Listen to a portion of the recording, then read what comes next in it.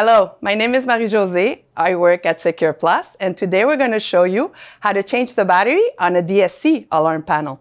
First of all, you're most probably going to need a screwdriver because most of the technicians will put a screw on the door to keep it shut. So it's always handier to have one. So we will remove the screw. You open the door, and as you can see, the battery is right there. It's very easy to change. So you can always give us a call and we will be able to send you a battery and you can change it yourself. It's easier that way. You have two little slots that you need to unplug from the old battery. And you take the new one and you put them back the same way.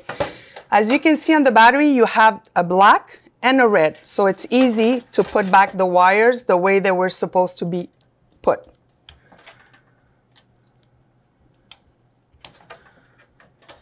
And there you go. The new battery is installed and my trouble for the low battery should be gone. I hope this little video helped you understand a bit how easy it is to change a battery on a DSC panel. Please remember, you can always contact us at www.securplus.com.